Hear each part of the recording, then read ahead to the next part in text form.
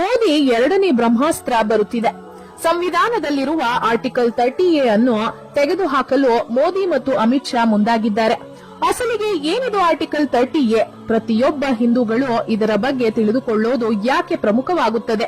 ಹೇಗೆ ಹಿಂದೂಗಳನ್ನು ಯಾಮಾರಿಸಿ ನೆಹರೂರವರು ಕ್ರಿಶ್ಚಿಯನ್ ಮತ್ತು ಇಸ್ಲಾಂ ಧರ್ಮಗಳಿಗೆ ಉಪಯೋಗವಾಗುವ ಹಾಗೆ ಈ ಆರ್ಟಿಕಲ್ 30 ತಂದಿದ್ದರು ತಿಳಿದರೆ ನೀವು ಜೀವನದಲ್ಲಿ ಕಾಂಗ್ರೆಸ್ಗೆ ವೋಟ್ ಹಾಕೋದೇ ಇಲ್ಲ. ಆ ಸಂಪೂರ್ಣ ವಿವರವನ್ನು ಈ ವಿಡಿಯೋದಲ್ಲಿ ನಾವು ನಿಮಗೆ ತಿಳಿಸಿಕೊಡ್ತೀವಿ. ಅದಕ್ಕೂ ಮುನ್ನ ಮತ್ತೊಮ್ಮೆ ನರೇಂದ್ರ ಮೋದಿ ಅವರೇ ದೇಶದ ಪ್ರಧಾನಿಯಾಗಬೇಕು ಅಂತ ನಿಮಗೂ ಕೂಡ ಅನ್ಸಿದ್ರೆ ಈ ವಿಡಿಯೋವನ್ನ ತಪ್ಪದೆ ಲೈಕ್ ಮಾಡಿ ಸ್ನೇಹಿತರೆ. ಇನ್ನು ಸಂವಿಧಾನದಲ್ಲಿ ಈ ಆರ್ಟಿಕಲ್ 30A ಅನ್ನು ಬಾಬಾ ಸಾಹೇಬ್ ಅಂಬೇಡ್ಕರ್ ಬರೆದ ಸಂವಿಧಾನದಲ್ಲಿ ಇರಲಿಲ್ಲ. ಬದಲಿಗೆ ಪ್ರಧಾನಿಯಾಗಿದ್ದ ಜವಾಹರ್ಲಾಲ್ ನೆಹರೂರವರನ್ನು ಈ ಆರ್ಟಿಕಲ್ ಅನ್ನು ತರಲು ಮುಂದಾದರು. ಆದರೆ ಆಗಿನ ಗೃಹ ಮಂತ್ರಿಯಾಗಿದ್ದ ಸರ್ದಾರ್ ವಲ್ಲಭಾಯ್ ಪಟೇಲ್ ರವರು ಈ ಆರ್ಟಿಕಲ್ 30 ತರಲು ತೀವ್ರ ವಿರೋಧವನ್ನ ವ್ಯಕ್ತಪಡಿಸಿದ್ದರು. ಈ ಆರ್ಟಿಕಲ್ 30A ತಂದರೆ ನಾನು ಮಂತ್ರಿ ಸ್ಥಾನಕ್ಕೂ ರಾಜೀನಾಮೆ ಕೊಡುತ್ತೇನೆ ಎಂದು ಹೇಳುತ್ತಾರೆ. ಈ ವಿರೋಧದ ಕೆಲವೇ ದಿನಗಳಲ್ಲಿ ಅನುಮಾನಾಸ್ಪದ ರೀತಿಯಲ್ಲಿ ಸರ್ದಾರ್ ವಲ್ಲಭಾಯ್ ಪಟೇಲ್ ರವರು ಹಠಾತ್ ಮರಣ ಹೊಂದುತ್ತಾರೆ. ಇನ್ನು ಸರ್ದಾರ್ ವಲ್ಲಭಾಯ್ ಪಟೇಲ್ ಕಾಲವಾದ ಕೆಲವೇ ದಿನಗಳಲ್ಲಿ ಈ ಕಾನೂನನ್ನು ಜಾರಿಗೆ ತರುತ್ತಾರೆ ಜವಾಹರ್ಲಾಲ್ ನೆಹರೂರವರು. ಏನು ಈ ಆರ್ಟಿಕಲ್ 30A ಅಂದರೆ ಹಿಂದೂಗಳು ತಮ್ಮ ಹಿಂದೂ ಧರ್ಮವನ್ನು ಬೋಧಿಸುವುದಕ್ಕೆ ಅವಕಾಶವಿರುವುದಿಲ್ಲ.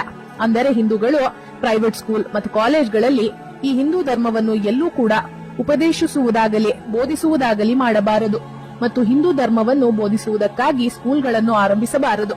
ಅಷ್ಟೇ ಅಲ್ಲದೆ ಕೇಂದ್ರ ಸರ್ಕಾರದ ಸ್ಕೂಲ್ಗಳಾಗಲಿ ಮತ್ತು ರಾಜ್ಯ ಸರ್ಕಾರದ ಸ್ಕೂಲ್ಗಳಾಗಲಿ ಹಿಂದೂ ಧರ್ಮವನ್ನು ಬೋಧಿಸುವಂತಿಲ್ಲ.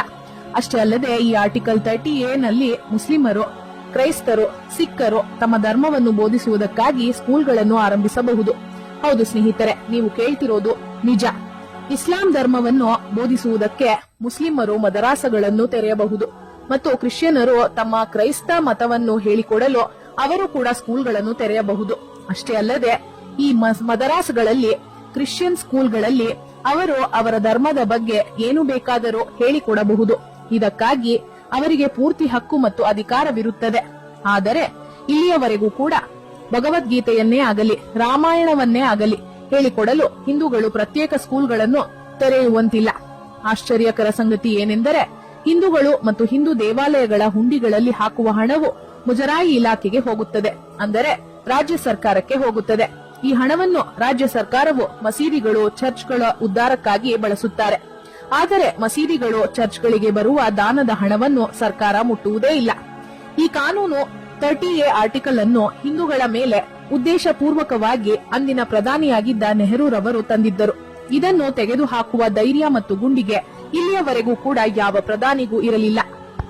ಆದರೆ ಈ ಕಾನೂನನ್ನು ತೆಗೆದುಹಾಕುವುದಾಗಿ ಮೋದಿ ಸರ್ಕಾರ ತೀರ್ಮಾನ ತೆಗೆದುಕೊಂಡಿದೆ.